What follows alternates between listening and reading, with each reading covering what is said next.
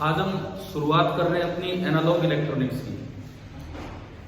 जो semiconductor electronics है उसका ज़्यादा बेसिक पार्ट है एनालॉग इलेक्ट्रॉनिक्स, और इस पे बेस्ड डिजिटल होता है। लेकिन हमें डिजिटल के अंदर क्या है वो ज़्यादा डिटेल में नहीं पढ़ना होता, इसीलिए आप डिजिटल पहले भी पढ़ सकते हो, बाद में भी पढ़ सकते हो। तो अभी हम शुरुआत कर रहे हैं अपनी एनालॉग इलेक्ट्रॉनिक्स की। तो इसकी शुरुआत थोड़ी सी अलग तरीके से हम करेंगे, कुछ अलग तरीके से हम करेंगे, कुछ क्वेश्चंस के साथ हम शुरुआत करेंगे। अपना चैप्टर स्टार्ट करो एनालॉग इलेक्ट्रॉनिक्स, और कुछ क्वेश्चंस के थ्रू हम आगे बढ़ रहे होंगे। तो चैप्टर का नाम डालिए एनालॉग इलेक्ट्रॉनिक्स और पहला सवाल लिखिए।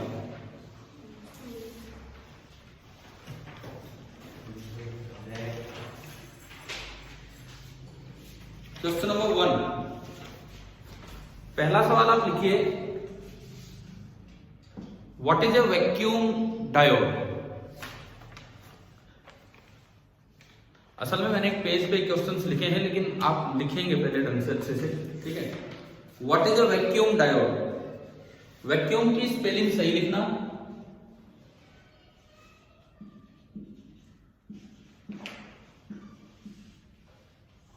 Vacuum diode.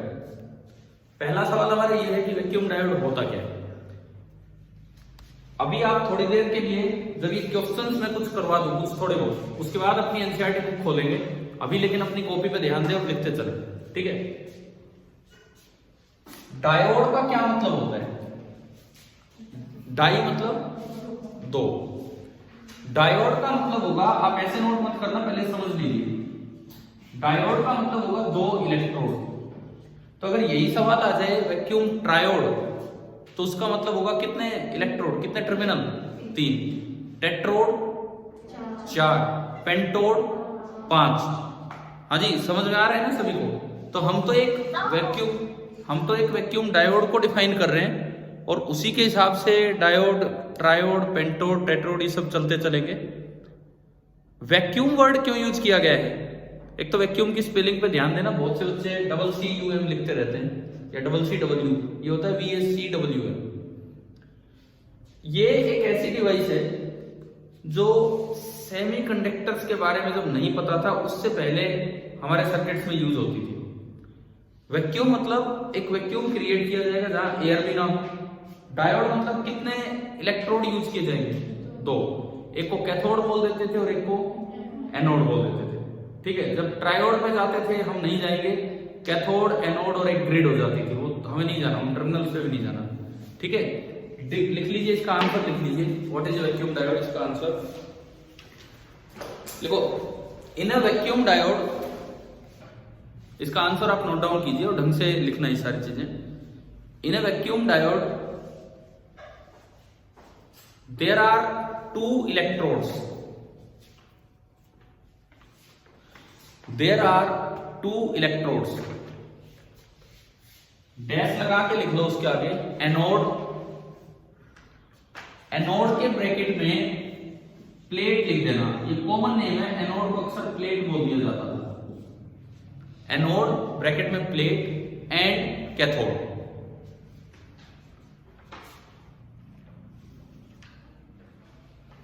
अब खाली इतना लिखने से कुछ नहीं होगा, तो होता क्या है इसमें, 2 इलेक्ट्रोड आपने लिख दिए, एक एनोड है और एक कैथोड है। जो कैथोड होगा उसको गर्म किया जाता है, कैथोड को गर्म किया जाएगा, उससे इलेक्ट्रॉन्स निकलेंगे। फोटो इलेक्ट्रिक एमिशन हमने पहले पढ़ा, ऐसे ही होता है थर्मोआयनिक एमिशन।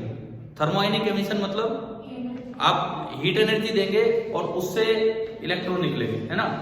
थर्मोआयनिक एमिशन से कैथोड को हीट करके इलेक्ट्रॉन निकाला जाएगा, बीच में एक इंटर इलेक्ट्रोड स्पेस जो है वहां वैक्यूम क्रिएट कर लिया जाता है, और वहां कुछ वोल्टेज दोनों इलेक्ट्रोड्स के बीच में क्या लगाई जाती है, पोटेंशियल डिफरेंस वोल्टेज, और उसकी वजह से इलेक्ट्रोड का, इलेक्ट्रॉन्स जो बने थे उनका मोशन करवाया जाएगा। ऐसी डिवाइस को क्या बोलते हैं हम, वैक्यूम डायोड। और उस जहां पे वो मूव करते हैं उस जगह को बोल देते हैं वैक्यूम ट्यूब। लिख लीजिए क्या है, इसका आंसर लिखिए आप। आपने अभी एक लाइन लिखी कि इसके अंदर 2 टर्मिनल्स होते हैं, आगे लिखिए, द इलेक्ट्रॉन्स आर सप्लाइड। आज थोड़ा लिखने का काम रहेगा तो अच्छे से लिखते चले। The electrons are supplied by a heated cathode,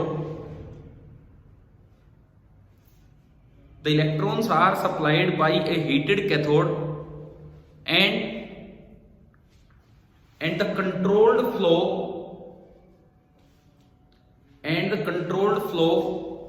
of these electrons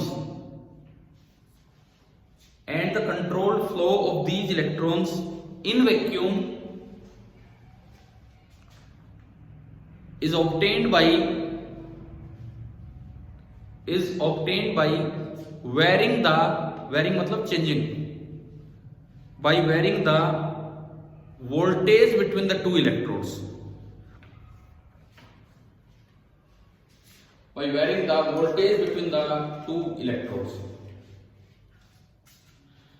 देखो हम इस चीज को एक टॉपिक की तरह भी लिख सकते थे, हमें इसकी इतनी डेप्थ में नहीं जाना, इन पे क्या सवाल आ सकते हैं वो मैं करवा रहा हूं सीधा। ठीक है, तो पहला क्वेश्चन सभी को समझ में आ गया कि वैक्यूम डायोड क्या होता है।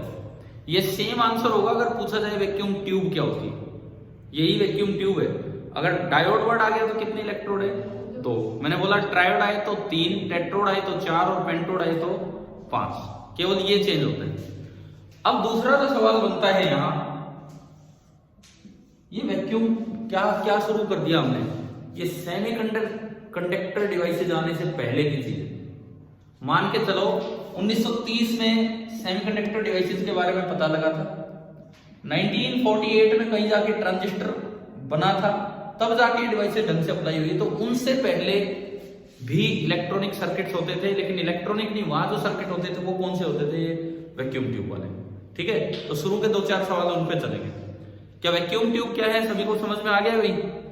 ठीक है, ठीक है।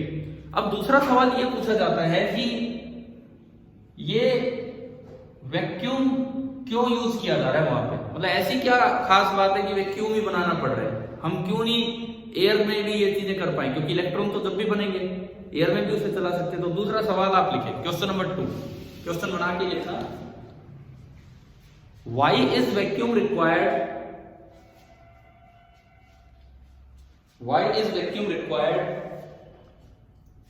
in the inter-electrode space?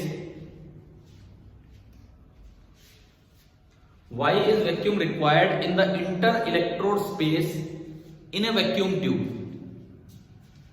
In a vacuum diode लिख लो चाहिए, in a vacuum diode, हम उसी के बारे में लिख रहे हैं। in a vacuum diode, आप सोचो, मान लो आपने नहीं पढ़ रखा होता और इस तरह से सवाल आ जाए, कोई भी सवाल आ जाए, भाई वहां पे इलेक्ट्रॉन चल रहे हैं तो क्यों नहीं एयर मॉलिक्यूल्स को छोड़ दिया जाता, क्यों वैक्यूम क्रिएट किया जाता है? कोई भी बच्चा सोच के एक बार जवाब दो कि क्या रीजन हो सकता है, पॉसिबल रीजन।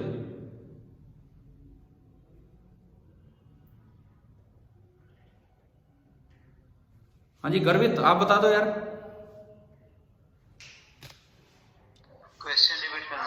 क्वेश्चन ये है कि इसको एयर क्यों नहीं छोड़ा गया वैक्यूम ट्यूब में, वैक्यूम ही क्यों क्रिएट किया गया, इसकी क्या है? एयर होती है तो फिर वो ब्रेक डाउन हो जाए। किसका ब्रेकडाउन? एयर का। तो अच्छी बात है, उससे तो इलेक्ट्रॉन और मिलेंगे। अरे एक तो मेटल कैथोड से इलेक्ट्रॉन ला रहे हो तो अच्छी बात है, एयर से भी इलेक्ट्रॉन मिल जाएंगे। दिक्कत क्या है मैं बताता हूं, हम इलेक्ट्रॉन एक बहुत हल्की चीज होती है, जैसे ही इलेक्ट्रॉन चलेगा अगर एयर मॉलिक्यूल्स होंगे तो इलेक्ट्रॉन बार बार एयर मॉलिक्यूल से टकराएगा और उस टक्कर में उसकी काफी एनर्जी लॉस होती रहेगी, तो हम जो एनर्जी देना चाह रहे हैं वो एनर्जी उसे मिल ही नहीं पाएगी। ठीक है, लिख लो इसका आंसर, लिख लीजिए इसका answer, the moving electrons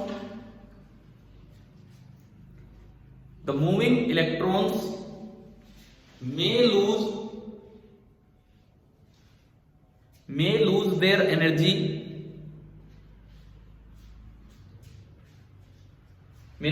energy on collision with the air molecules in their path.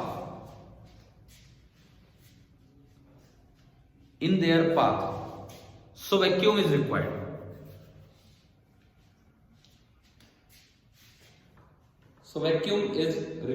इसलिए वैक्यूम की जरूरत पड़ती है। ठीक है, समझ आ गया? अगला सवाल क्या पूछा जा सकता है इसमें, वैक्यूम ट्यूब अलग से डिटेल में हमें नहीं पढ़ना है, लेकिन इन सवालों पे हम ध्यान दें बिकॉज ये चीजें कहीं भी ऑब्जेक्टिव या सब्जेक्टिव पेपर में आ सकती है। ठीक है, आप ये बताओ, मैं तीसरे सवाल पे चलूंगा।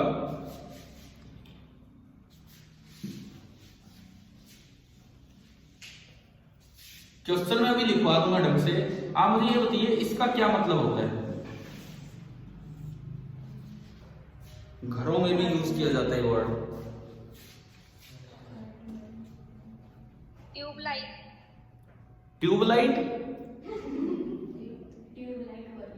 ट्यूब, अच्छा ट्यूब लाइक बोला है कि ट्यूब लाइट बोला है, क्या बोला है? लाइट अरे बंद कर देती है उसको। अच्छा अच्छा, सुनो सुनो सुनो, आपने कभी घर में नलके वलके आ रहे हो, ये सुना है वाल खोल दे, घर वाले कहते हैं वाल खोल दे भाई, सुना है क्या ये वर्ड, है ना? अब वो वाल क्या दीवार खोल दे? वाल तो दीवार होती है, ये वाल नहीं होता, वो वाल भी होता है। वाल क्या होता है? एक ऐसी अरेंजमेंट कि अगर आप उसे ओपन कर दें तो केवल वन डायरेक्शनल फ्लो हो पाए, उसे क्या बोलते हैं? वाल। ठीक है, वॉल का मतलब है एक ऐसी चीज अगर आप उसे ओपन करें तो केवल वन डायरेक्शनल फ्लो हो पाए तो उसको वॉल बोलते हैं, नहीं तो उसे बंद कर दिया जाता है। ठीक है, तो तीसरा सवाल आप लिखें, क्या है? Why are vacuum tubes, why are vacuum tubes also called valves? Why are vacuum tube also called valves? इनको वाल्व भी क्यों बोला जाता है? तो मैंने आपको जवाब तो दे ही दिया है ऑलमोस्ट। वैक्यूम ट्यूब में ना इलेक्ट्रॉन के फ्लो की डायरेक्शन फिक्स है, कहां से कहां जाएंगे? From cathode to anode, fix है, वो उल्टा चलता ही नहीं है, केवल वन डायरेक्शनल फ्लो है, इसलिए इसको क्या नाम दिया जाता है? वाल्व। लिख लो, इसका आंसर लिख लीजिए, मैं बोलता हूं। In these devices, the electrons can flow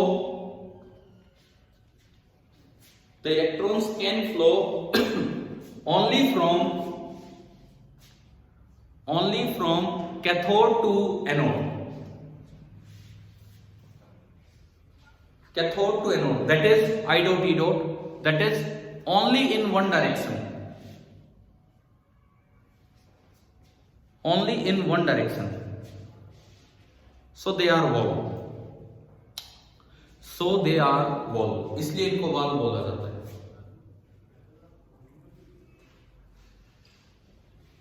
ठीक है, अब अगली चीज पे आते हैं। ये जो वैक्यूम ट्यूब डिवाइसेस थे, देखो आज जमाना थोड़ा अलग है, सेमीकंडक्टर इलेक्ट्रॉनिक्स इतना आगे जा चुका है, इसीलिए हमें इनकी बहुत डेप्थ नहीं पढ़नी है।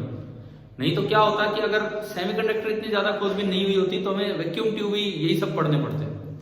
अब क्योंकि वो तो बंद हो चुके हैं तो उनके डिसएडवांटेज पूछे जा सकते हैं। तो चौथा सवाल आप लिखिए, question number 4, what are the disadvantages of vacuum tubes? What are the disadvantages of vacuum tubes?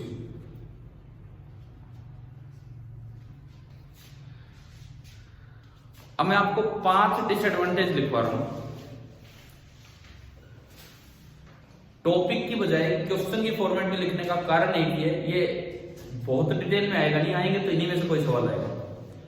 5 disadvantage. पहली डिसएडवांटेज नंबर 1, आर बल्कि। नंबर 1 आप लिखें, आर बल्कि, BULKY, बल्कि मतलब बहुत भारी है, बहुत बड़े हैं, है ना? Number 2, consume high power.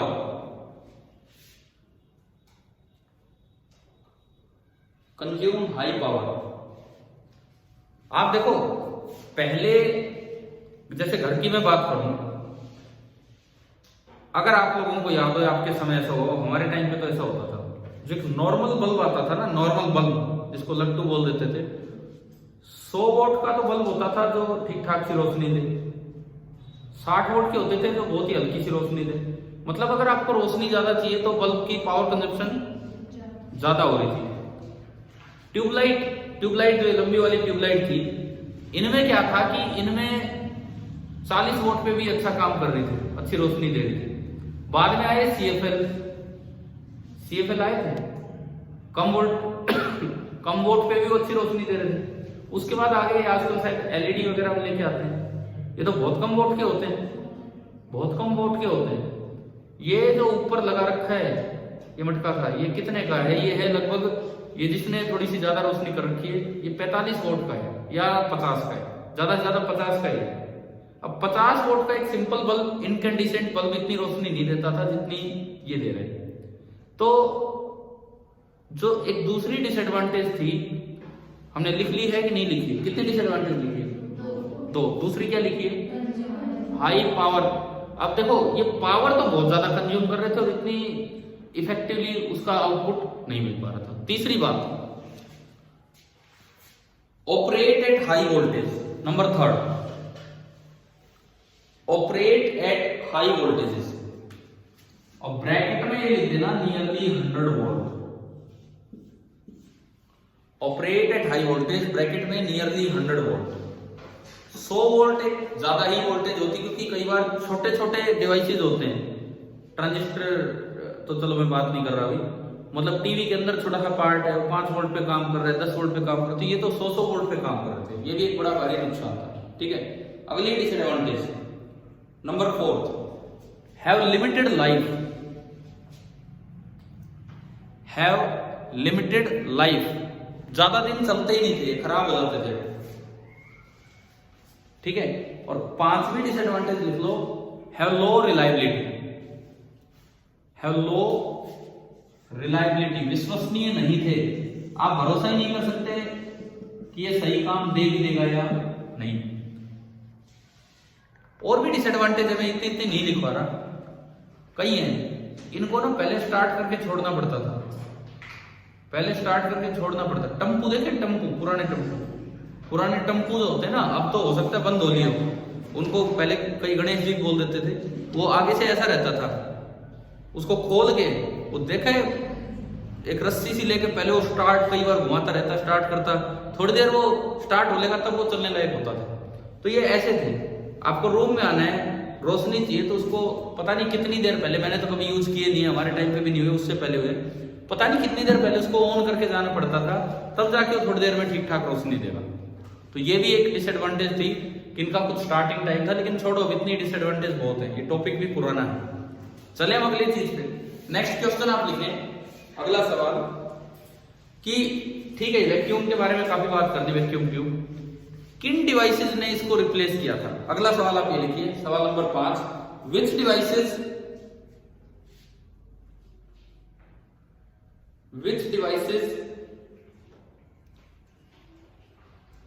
were replacing the vacuum tube devices and why?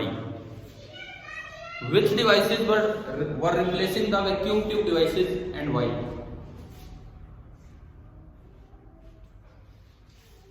कौन सी डिवाइस आई जिनसे कि ये चीजें रिप्लेस हुई? तो मैंने बता भी दिया था, चैप्टर का नाम ही है, सॉलिड स्टेट में कुछ ऐसी सेमीकंडक्टर डिवाइसेस मिली जिन्होंने इनको रिप्लेस किया था। तो आंसर फर्स्ट पार्ट का तो हो गया, सॉलिड स्टेट सेमीकंडक्टर डिवाइसेस। इनको रिप्लेस करने वाली जो डिवाइसेस थी, इसका आंसर हुआ सॉलिड स्टेट सेमीकंडक्टर डिवाइसेस। अच्छा, वाई, क्यों रिप्लेस कर दिया? एक तो वॉल वाली बात, इनमें एक बड़ी दिक्कत ये थी कि केवल इलेक्ट्रॉन्स या जो मोबाइल कैरियर है वो एक ही डायरेक्शन में जा रहे थे। ये सॉलिड स्टेट डिवाइसेस जो ना, डायरेक्शन को कंट्रोल करना बड़ा आसान था। दूसरा, नंबर ऑफ फ्री कैरियर को कंट्रोल करना सॉलिड स्टेट में बड़ा आसान था, इलेक्ट्रॉनिक डिवाइसेस में, सेमीकंडक्टर में। जबकि यहां तो एक ही तरीका था, क्या? कैथोड को गर्म करो, इतना गर्म कर दो पिघल गया, फिर क्या बचेगा यार? तो वो भी बहुत ही तरीके से गर्म करना पड़ता था। तो ना तो आप नंबर ऑफ फ्री कैरियर्स को अच्छे से कंट्रोल कर पा रहे थे, और डायरेक्शन को तो कंट्रोल ही नहीं कर पा रहे थे। वो तो आप वन डायरेक्शनल फ्लो बन पा रहा था वहां पे, जिस तरह की वो डिवाइसेस बनाई जा रही थी। तो इसका वाई का रीजन आप लिख दीजिए, क्या है कि it was easy to control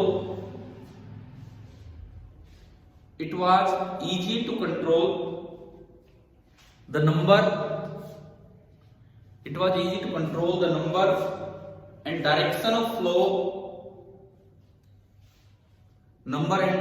flow of charge carriers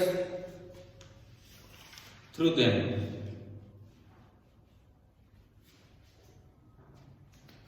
charge carriers through them, them मतलब ये जो हमने सॉलिड स्टेट सेमीकंडक्टर डिवाइसेस, ठीक है। देखो थोड़े थोड़े पॉइंट्स के थ्रू हम आगे बढ़ रहे हैं। सेमीकंडक्टर ये लगा लो अभी शुरू भी नहीं हुआ है, लेकिन उसकी शुरुआत में ही कुछ क्वेश्चन है जो हमें कर लेने चाहिए। अगला सवाल, सवाल नंबर 6, छठा सवाल आप लिखिए।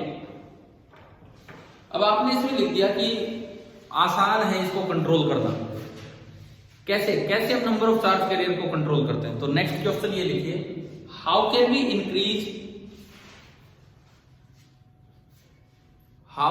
Increase the number of charge carriers,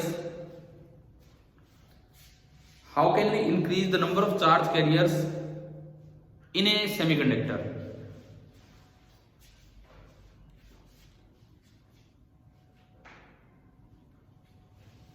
देखो जो आपके वैक्यूम ट्यूब डिवाइसेस थे उसमें तो एक ही तरीका है, कैथोड को क्या करना है, हीट करना है, उसमें से इलेक्ट्रॉन थर्मोइनिक एमिशन ही करवाना पड़ेगा ना। इसमें ऐसा नहीं है, सेमीकंडक्टर हम पढ़ेंगे आगे, पहले से ही उसके अंदर क्या बने हुए हैं, चार्ज कैरियर। यहां चार्ज कैरियर नहीं थे, यहां तो वैक्यूम था, मेटल में से आपको निकालने पड़ेंगे तब जाके कुछ चलेगा। सेमीकंडक्टर डिवाइसेस में पहले से ही कैरियर होते हैं। शायद आपने सुना हो नाम, एक तो इलेक्ट्रॉन्स और दूसरे होल्स, इलेक्ट्रॉन्स एंड होल्स। अगर कभी ये चीजें केमिस्ट्री में या फिजिक्स में कहीं पहले आई हो, क्योंकि हम इन चीजों को भी आगे डिटेल में लेने वाले हैं आगे आने वाली क्लासेस एनालॉग इलेक्ट्रॉनिक्स वाले में, जो भी पार्ट स्टार्ट होगा उसमें। तो उसमें कैरियर तो पहले से ही होते हैं, लेकिन उनको कंट्रोल कर पाना या उनको इंक्रीज करना, मतलब थोड़ा फ्री करवाना बड़ा आसान है। सिंपल एक्साइटेशन से वो फ्री हो जाते हैं। सिंपल एक्साइटेशन से मतलब थोड़ी सी लाइट डाली, थोड़ी सी हीट दी या थोड़ी सी वोल्टेज अप्लाई की, तो उसी से कैरियर में बहुत ज्यादा फर्क पड़ जाता है। और आगे हम पढ़ेंगे एक और चीज जिसको हम नाम देंगे डोपिंग। डोपिंग मतलब मिलावट। हम मिलावट करेंगे और उससे बड़ी आसानी से ये चीजें चेंज होगी। तो इसका आंसर आप लिख लीजिए, simple एक्साइटेशंस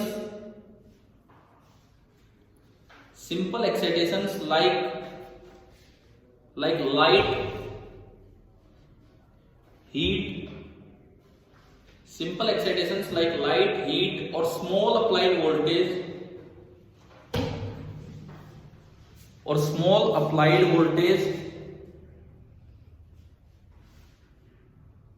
or doping, DOPING, or doping can change the number of mobile carriers या मोबाइल चार्जेस लिख लो, मोबाइल मतलब चलने वाले फ्री वाले, can change the number of mobile charges in A semiconductor.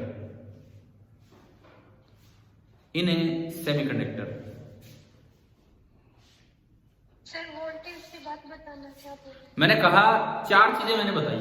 पहले तो सिंपल एक्साइटेशन, क्या क्या, एक तो लाइट, एक थोड़ी सी हीट या थोड़ी सी वोल्टेज, या फिर मैंने बोला है और डोपिंग मतलब मिलावट। सिंपल एक्साइटेशंस लाइक लाइट, हीट और स्मॉल अप्लाइड वोल्टेज और doping can change the number of mobile charges in A semiconductor. ये लिखा हमने। अब देखो हमने सेमीकंडक्टर अभी स्टार्ट नहीं किया, करेंगे उसको, लेकिन एक बार पहले एक टॉपिक आज फिनिश कर रहे हैं, वैक्यूम ट्यूब डिवाइसेस से उनका कंपैरिजन।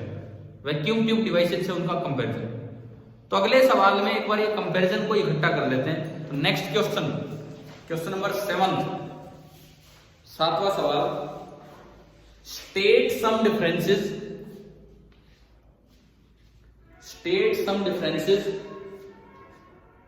बिटवीन solid state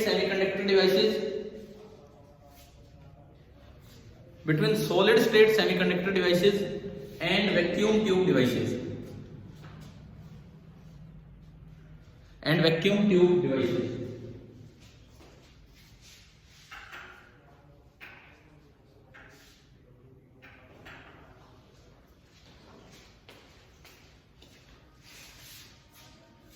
इसके लिए हम क्या करें कि एक जिस तरह से हम डिफरेंसेस दिखाते हैं उस तरह की बीच में लाइन लगा के एक साइड हम लिख लें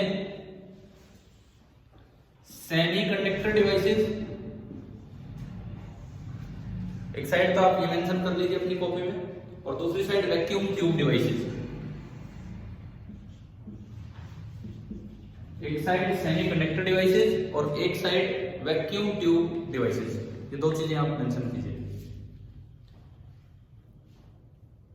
देखो एक पहला डिफरेंस ये है, सेमीकंडक्टर डिवाइसेस में कैरियर अंदर ही अवेलेबल होते हैं, अभी बताया था मैंने थोड़ी देर पहले, जबकि वैक्यूम ट्यूब डिवाइसेस में कहां से बुलाने पड़ते हैं, कैथोड को गर्म करके तब चलाए जाते हैं। ठीक है, तो फर्स्ट डिफरेंस नंबर 1, जैसे अपनी नंबरिंग करते चलना, पहला इधर पहला इधर। फर्स्ट डिफरेंस इधर देखिए, सप्लाई एंड फ्लो ऑफ, ये सप्लाई का मतलब वोल्टेज सप्लाई नहीं है, किसकी सप्लाई, इलेक्ट्रॉन कैरियर की supply. Supply and flow of charge carriers, supply and flow of charge carriers are within the solid itself, are within the solid itself. Sir repeat करना। Supply and flow of charge carriers, supply and flow of charge carriers are within the solid itself. उसके अंदर ही ये available होते हैं। लेकिन vacuum tube devices में कहां से कैरियर बनाने पड़ते हैं, कैथोड को गर्म करके। तो इस साइड आप लिखिए vacuum tube side, mobile electrons, mobile मतलब जो फ्री है, मोबाइल इलेक्ट्रॉन्स, यार इलेक्ट्रॉन को आप सिंपली ऐसे मेंशन कर दिया करो अपने कॉपी में, नोट्स में। Mobile electrons were obtained from a heated cathode, were obtained from a heated cathode. पहला डिफरेंस तो हुआ ही, ठीक है। सेकंड डिफरेंस, अब मैंने इसमें पहले डिफरेंस में एक चीज आपको क्लियर की, सप्लाई का मतलब वोल्टेज सप्लाई नहीं है, ये फ्री कैरियर्स की सप्लाई है, फ्री कैरियर्स की सप्लाई। वैक्यूम वाले में फर्स्ट पॉइंट क्या बोला था, रिपीट करना। किसमें किसमें, इसमें वैक्यूम में कि सेमीकंडक्टर में? वैक्यूम ट्यूब में। वैक्यूम में पहला पॉइंट ये बोला है कि mobile electrons were obtained from a heated cathode, mobile electrons were obtained from a heated cathode। Second point पे अब हम आते हैं, ये जो सेमीकंडक्टर डिवाइस है इनमें बाहर से हीटिंग नहीं करनी पड़ती, जबकि वहां तो बार बार कैथोड को अच्छा खासा हीट करना पड़ रहा है। तो एक डिफरेंस ये बन जाता है कि इसमें तो एक्सटर्नल हीटिंग की जरूरत नहीं है, जबकि उसमें एक्सटर्नल हीटिंग की जरूरत है। तो लिख लीजिए, सेमीकंडक्टर वाली साइड लिखिए, no external heating is required। Semiconductor वाली साइड लिखे, no external heating is required, और दूसरी साइड क्या बनेगा, external heating is required, external heating is required।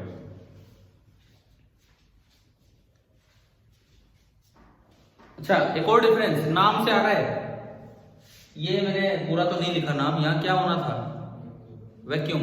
मतलब तीसरा डिफरेंस क्या बनेगा, इसमें वैक्यूम बनाने की जरूरत ही नहीं पड़ती। वैक्यूम बनाना भी तो बड़ा मुश्किल काम है। आपने डेविसन जर्मर एक्सपेरिमेंट पढ़ा था, क्या शुरू में वो एक्सपेरिमेंट फेल नहीं हो गया था? फेल हो गया था क्योंकि वैक्यूम ही नहीं बन पा रहा था, और उसने वेव नेचर प्रूव करने की बजाय कौन सा नेचर प्रूव कर दिया था, पार्टिकल नेचर।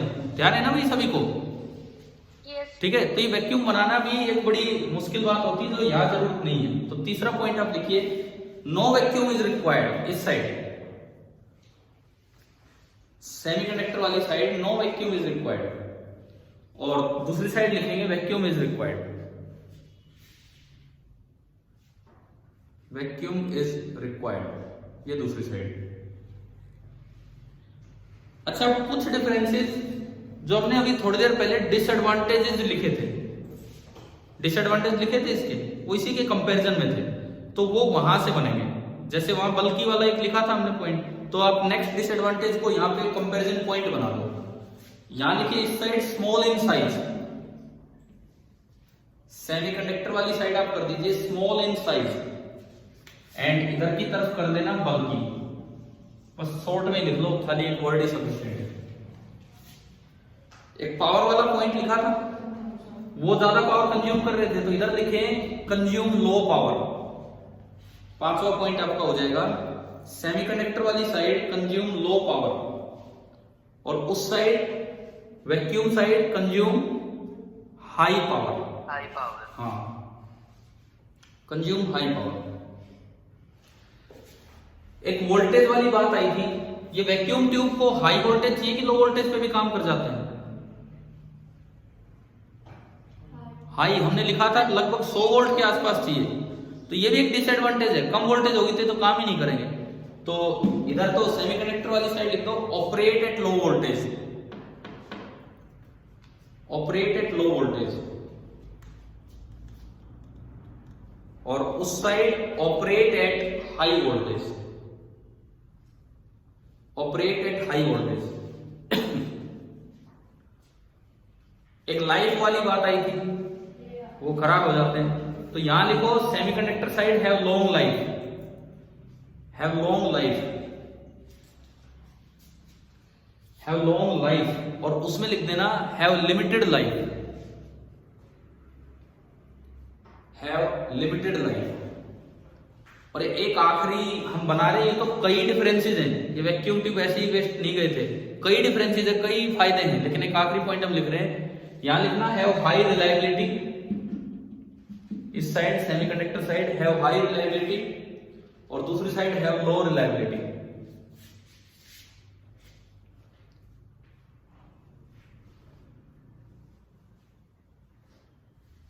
अब चाहो तो एक पॉइंट और ऐड कर सकते हो। वोल्टेज वाला पॉइंट रिपीट कर। वोल्टेज वाला ये था कि इसमें लिखा था कि operate at low voltage, and इसमें लिखा था ऑपरेट एट हाई वोल्टेज, ये था।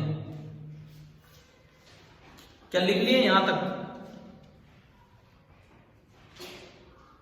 हाँ जी, कितने पॉइंट हो गए? 8 पॉइंट्स हो गए होंगे आपके, है ना? आप वैसे तो बहुत है ये पॉइंट, आप चाहो तो वो टंपू वाला पॉइंट और लिख सकते हो, मैंने कहीं लिखवाया नहीं। वैक्यूम ट्यूब साइड लिख सकते हो ना, वो तो उधर है। तो इधर तो लिखो no warm up time is required, warm up time बोलते हैं उसे, ठीक है? No warm up time is required,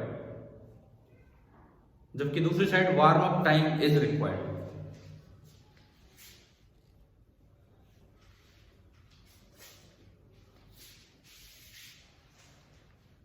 ठीक है, एक और सवाल मैं इस पे लेता हूं अभी। क्वेश्चन नंबर कौन सा हो गया हमारा? 8 हो जाएगा। 8वां सवाल देखो, रेडियो वेव एक बहुत इंपॉर्टेंट वेव है जो हम ईएम वेव्स में पढ़ते हैं। कम्युनिकेशन पर्पज के लिए रेडियो वेव काफी काम आती है, तो उनको डिटेक्ट करने के लिए डिटेक्टर होते हैं। आजकल तो सेमीकंडक्टर डिटेक्टर बन गए, उनके अलग अलग रेडियो डिटेक्टर बन गए हैं, अलग डिवाइसेज हैं। लेकिन सवाल आ सकता है कि जब सेमीकंडक्टर इलेक्ट्रॉनिक्स का इतना पता नहीं था, तो तब रेडियो वेव्स को डिटेक्ट कैसे किया जाता था? तो अगला सवाल आप लिखिए, क्वेश्चन नंबर 8 जो होगा आपका, how were radio waves detected, how were radio waves detected before the implications of semiconductor devices, before the implications of semiconductor devices। Semiconductor devices जब हम यूज नहीं करने लगे थे, तब रेडियो वेव्स को कैसे डिटेक्ट किया जाता था?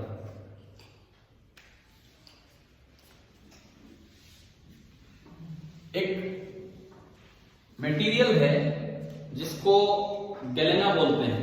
आप बताओ, आपको अगर याद हो केमिस्ट्री से, पीबीएस। गैलेना मतलब लेड सल्फाइड। इसके क्रिस्टल के साथ एक पॉइंट कॉन्टेक्ट अटैच किया जाता था। अब हम उसकी डिटेल में नहीं जाना, बस ये पॉइंट याद रखना है कि कैसे डिटेक्ट करते थे। लिखो, इसका आंसर लिख लीजिए, a naturally occurring crystal of galena, a naturally occurring crystal of galena, bracket में पीबीएस लिख देना, lead sulphide, with a metal point contact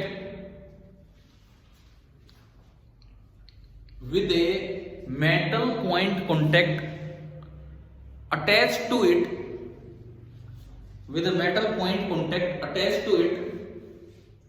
was used as a detector of radio waves के डिटेक्टर के रूप में उसका इस्तेमाल किया जाता था। was used as a detector of radio waves।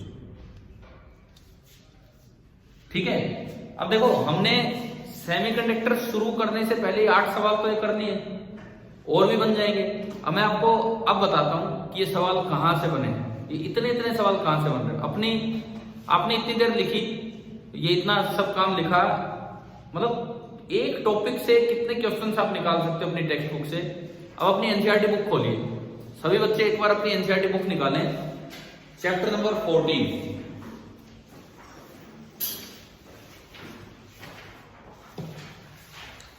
NCERT book निकालिए, chapter number 14, semiconductor electronics materials devices and simple circuits.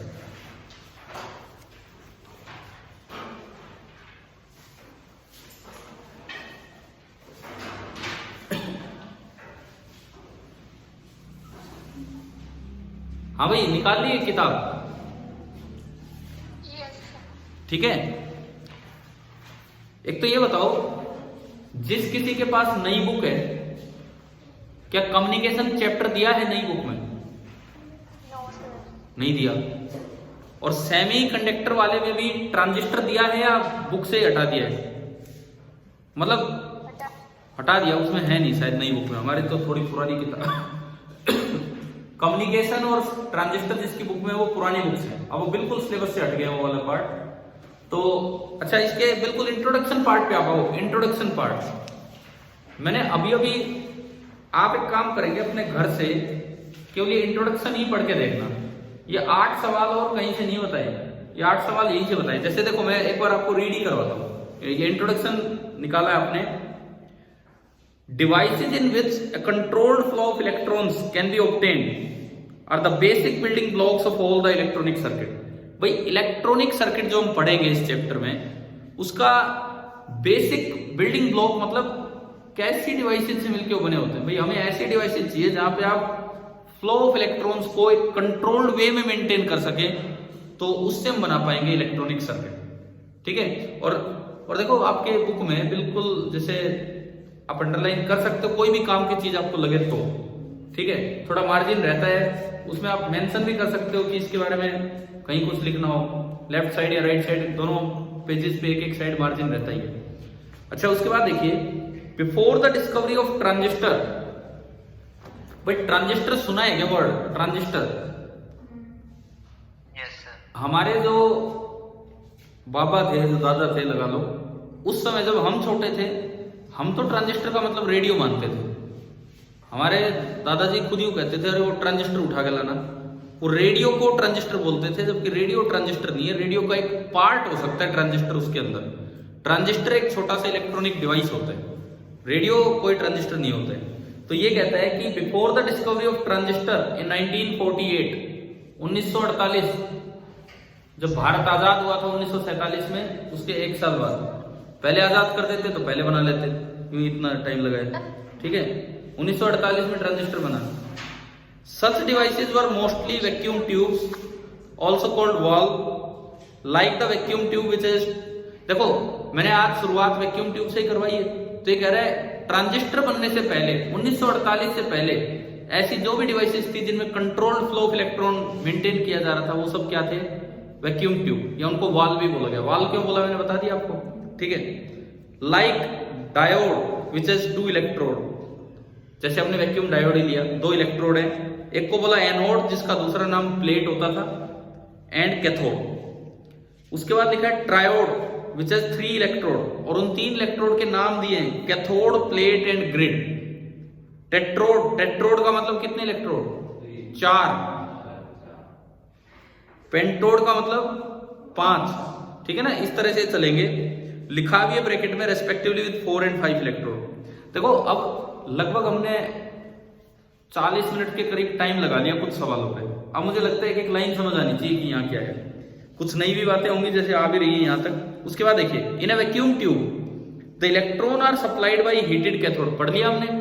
Vacuum tube में कैथोड को हीट करके इलेक्ट्रॉन सप्लाई होते हैं and the controlled flow of these electrons. देखो जो chapter की starting line है वो कहती है कि बेसिक बिल्डिंग ब्लॉक वो है जिनमें कंट्रोल्ड फ्लो ऑफ इलेक्ट्रॉन बन जाए। तो इन वैक्यूम ट्यूब में कंट्रोल फ्लो ऑफ इलेक्ट्रॉन कैसे बनाया जा रहा था? By varying the voltage between the different electrode. जैसे कैथोड और एनोड है, इनके बीच की वोल्टेज को चेंज करा के उनके फ्लो को कंट्रोल कर रहे थे, कभी तेज कर रहे थे कभी धीमा कर रहे थे, इस तरीके से। अच्छा, उसके बाद मैंने एक सवाल लिखवाया था आपको कि वैक्यूम की जरूरत क्यों पड़ती है। तो देखो अगला सवाल वो यहीं से है। Vacuum is required in the inter electrode space. दो इलेक्ट्रोड के बीच का जो स्पेस है उसके अंदर वैक्यूम क्यों रिक्वायर था? अदरवाइज द मूविंग इलेक्ट्रॉन्स में lose their energy on collision with the air molecules in their path. आगे भाई समझ आ रहा है ना कहां से क्वेश्चंस लिखवाए हैं? ठीक है, क्योंकि नहीं तो टक्कर में उसकी काफी एनर्जी इलेक्ट्रॉन की नष्ट हो जाती, एयर मॉलिक्यूल भी एनर्जी ले जाता। अच्छा, उसके बाद सुने, इन दीज डिवाइसेज, अब अगली लाइन में उसने वाल्व को क्लियर किया है। इन दीज डिवाइसेज, देखो हो सकता है नई बुक में कोई एक आधी लाइन इधर उधर हो, कोई नई लाइन ऐड होगी, कोई पुरानी हट गई हो, वो मुझे नहीं पता, अगर अलग हो तो। In these devices the electrons can flow only from cathode to anode, एक ही डायरेक्शन में, that is only in one direction, therefore such devices are referred to as valve. Valve क्यों बोला जाता है? क्या वो बात समझ आ गई आपको? है ना, कि फ्लो एक ही डायरेक्शन में हो पा रहा है, ये भी हमने कर लिया। उसके बाद मैंने आपको एक क्वेश्चन लिखवाया था, what are the disadvantages of vacuum tube devices या डायोड। तो अगली लाइन में वो है, ये लिखता है these vacuum tube diode are bulky, बहुत भारी हैं, बड़े हैं, कंज्यूम हाई पावर, ज्यादा पावर कंज्यूम कर जाते हैं, हाई वोल्टेज पे ऑपरेट होते हैं, लगभग 100 volt, limited life and low reliability. मुझे लगता है मैंने यही 5 लिखवाए थे, इनके अलावा कोई एक्स्ट्रा लिखवाए भी नहीं। देखो किसी भी एग्जाम में, आपके नीट में, जेई में, बोर्ड में, इस टेक्स्ट बुक से तो कुछ भी आ सकता है, समझ गए हो ना। आप पूरा सेमीकंडक्टर पढ़ जाओ और वहां कंपैरिजन आ जाए वैक्यूम ट्यूब के साथ, बैठे रहो फिर सेमीकंडक्टर पढ़ के, बोर्ड में एक सवाल आना था वो उसके साथ कंपैरिजन आ गया, तो फिर क्या करेंगे हम? समझ गए हो किस तरह से केवल इंट्रोडक्शन में पूरा लेक्चर जा रहा है। अच्छा, उसके बाद द सीड मतलब बीज, the seed of development of modern solid state semiconductor electronics goes back to 1930। ये कह रहा है 1948 के बाद तो पौधा बड़ा हुआ था, बीज कब लगा दिया गया था? 1930 में। When it was realized that 1930 में इस बात का पता लगा था that some solid state electronic semiconductor and their junction क्या है हम इस चैप्टर में पढ़ेंगे, पीएन जंक्शन इस चैप्टर में पढ़ेंगे, पी क्या होता है, एन क्या होता है और जंक्शन क्या होता है। Offer the possibility of controlling the number and direction of flow of charge career through them. बाद में पता लगा वैक्यूम ट्यूब से ज्यादा अच्छा है ये कुछ जंक्शंस बना लो सॉलिड स्टेट से। कैसे बनाएंगे वो इस चैप्टर में सीखने वाले। अच्छा, वो क्यों एडवांटेज था, उसका क्या था, ये लिखता है सिंपल एक्साइटेशन। मैंने ये भी एक सवाल बना के लिखवाया था कि क्या तरीके हैं किनसे आप कंट्रोल करते हो। तो इसमें लिखा simple excitation like light, heat और स्मॉल अप्लाइड वोल्टेज। इसमें डोपिंग नहीं था, वो मैंने ऐड किया था, इसमें डोपिंग नहीं था, वो मैंने ऐड करवाया था वहां पे। और doping can change the number of mobile charges in A semiconductor. Mobile मतलब चलने वाला जो फ्री है, ठीक है। उसके बाद अगर कोई बच्चा बिना बुक के इस वक्त बैठा हो तो वो कुछ नहीं समझ पा रहा होगा, या फिर वैसे ही बस हवा में चल रहा होगा, समझा तो मैंने पहले ही दिया। उसके बाद देखिए, note that the supply and flow of charge carriers in the semiconductor devices are within the solid itself. एक क्वेश्चन हमने लिया डिफरेंस वाला, 7-8 डिफरेंस लिखे हैं ना, है ना। क्या उसका पहला ही पॉइंट ये नहीं लिखा है कि भाई इसमें तो सॉलिड के अंदर ये सब कुछ हो जाता है, जबकि उसमें एक्सटर्नल वो कैथोड को हीट करके जनरेट करते हैं। पहला डिफरेंस ये लिखा है। उससे अगली लाइन में लिखता है नो एक्सटर्नल हीटिंग और लार्ज इवेक्यूएटेड स्पेस इज रिक्वायर्ड। मैंने शायद 2 डिफरेंस आपके ये लिखवाए थे कि एक में एक्सटर्नल हीटिंग करनी पड़ रही है और एक में वैक्यूम की जरूरत पड़ रही है, 2 ही हो गए। उसके बाद ये लिखता है operate at low voltage, long life, low power, high reliability. ये सारे डिफरेंसेज हमने कंपेयर कर लिए। तो इस तरह लाइनों की बजाय वो कंपैरिजन याद रखना आसान होता है। अगर वो सवाल आ जाए तो हम यूं कर लेंगे। बताओ यहां तक की सारी बातें समझ आ गई? अब कुछ नया काम आ रहा है जो मैंने अपने क्वेश्चंस में कवर नहीं किया। अब कुछ नया काम आ रहा है, इस पे आप ध्यान देंगे। Even the cathode ray tube CRT. CRT क्या होता है? CRT cathode ray tube used in television and computer monitor which work on the principle of vacuum tubes are being replaced by liquid crystal display LCD monitor। LCD तो नाम सुना होगा आपने, CRT नहीं सुना तो। LCD liquid crystal display with supporting solid state electronics। मैं आपको 2 क्वेश्चन होमवर्क के लिए दे रहा हूं, 2 सवाल होमवर्क के लिए दे रहा हूं कि व्हाट आर CRT एंड दूसरा है, या आप इसको यूं लिख लो, पहला अगला सवाल बनाओ कि what are CRT, what are CRT और CRO। CRT की फुल फॉर्म होती है, अब मैंने ये नहीं बोला कि इसकी फुल फॉर्म लिख लाऊं कभी, वो तो दे रखी है किताब में। CRT की फुल फॉर्म होती है कैथोड रे ट्यूब और CRO की फुल फॉर्म होती है कैथोड रे ऑसिलोस्कोप। आप लिखना चाहें तो पूरा नाम लिख सकते हैं। O stands for oscilloscope. हमने आपसे ये पूछा है कि CRT या CRO क्या होते हैं। आप अपनी जो भी आपके पास इंफॉर्मेशन हो कहीं से भी आप इसका जवाब लिख के लाएंगे, ठीक है। और एक सवाल बाद में लिख लेना चाहिए कहीं भी, क्योंकि इसका आंसर भी आपको बनाना होगा। तो अगला सवाल ये होगा कि what are LCD monitors, what are LCD monitors. चाहे तो एक ही सवाल में 2 पार्ट बना लो, एक एक करके एक्सप्लेन हो जाएंगे, आपको जगह नहीं छोड़नी है तो। What are LCD monitors, liquid crystal display full form लिखी हुई है यहाँ पे, LCD मॉनिटर्स, ठीक है। तो 2 सवाल ये आपको होमवर्क के लिए दिए हैं। अच्छा, उसके बाद सुनो आगे क्या लिखता है, much before the full implications. अब एक बात बताओ, कितने सवाल हो गए? 10 हो गए, है ना। एक इंट्रोडक्शन जो बच्चा पढ़ता भी नहीं है, एक NCERT के चैप्टर का इंट्रोडक्शन जो पढ़ते ही नहीं है बच्चे, क्योंकि उन्हें लगता है टॉपिक पे चलो, उसमें कितनी बातें आ गई आप ये देखिए। और एक सवाल ये जो अभी बन रहा है वो मैं लिखवा चुका, देखो आगे क्या लिखा है, much before the full implications of semiconductor devices was formally understood. जब तक अच्छे से समझ में आता कि सेमीकंडक्टर डिवाइसेस को कैसे यूज करना है, रेडियो वेव्स यूज करने लग गए थे लोग, तो उसको कैसे कैसे डिटेक्ट किया जा रहा था। यहाँ लिखा हुआ है, in naturally occurring crystal of galena lead sulphide PbS with a metal point contact attached to it was used as a detector of radio. क्या ये सवाल हमने लिखा था 8वां सवाल अपना, ठीक है। ये अब एग्जाम में आपके बोर्ड में एक एक नंबर के सवाल भी बहुत आते हैं। अब जो नया बोर्ड पैटर्न है उसमें ऑब्जेक्टिव भी आने लग गए एक एक नंबर के, तो इसमें यही सवाल बना के दे दे यार कि सेमीकंडक्टर डिवाइसेस से पहले रेडियो वेव को डिटेक्ट करने का क्या तरीका था। तो उसमें यही 4 ऑप्शन दे दिए, उनमें एक है लेड सल्फाइड, तो वो आपका सही हो जाएगा। समझ आ रहा है किस तरह से हमें ये किताब पढ़नी है। इसके बाद जो स्टार्ट होगा वो तो अभी नहीं, वो तो नेक्स्ट क्लास में लेंगे, लेकिन आप पहले ये सुने। इसके बाद लिखा है क्लासिफिकेशन ऑफ मेटल्स कंडक्टर, है आपकी बुक में भी कंडक्टर लिखा है ना, मेटल्स इंसुलेटर एंड सेमीकंडक्टर आएगा। इन्होंने क्या लिखा है, हेडिंग ये दी है क्या आपकी किताब में भी? हाँ, तो मेटल और कंडक्टर तो एक ही हो गए ना, मेटल्स इंसुलेटर्स एंड सेमीकंडक्टर, ये ठीक कर लेना इसमें कट करके, मेटल्स इंसुलेटर एंड सेमीकंडक्टर। तो देखो आज तो हमें सेमीकंडक्टर इलेक्ट्रॉनिक्स का कोई आइडिया नहीं लगा। आज की क्लास में हमने केवल कंपैरिजन किया है कि 1948 से पहले क्या था और 1948 के बाद क्या होने जा रहा है, ठीक है। वैक्यूम ट्यूब के साथ इन चीजों का कंपैरिजन किया है और इस पे ही 10 सवाल बन गए, जिसमें 2 आपको होमवर्क के लिए दिए, ठीक है।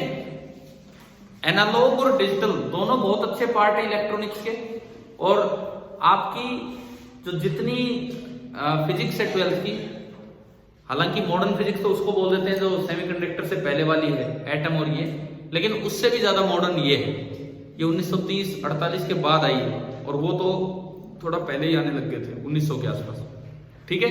तो इससे आगे हम कल कंटिन्यू करते हैं अपना काम।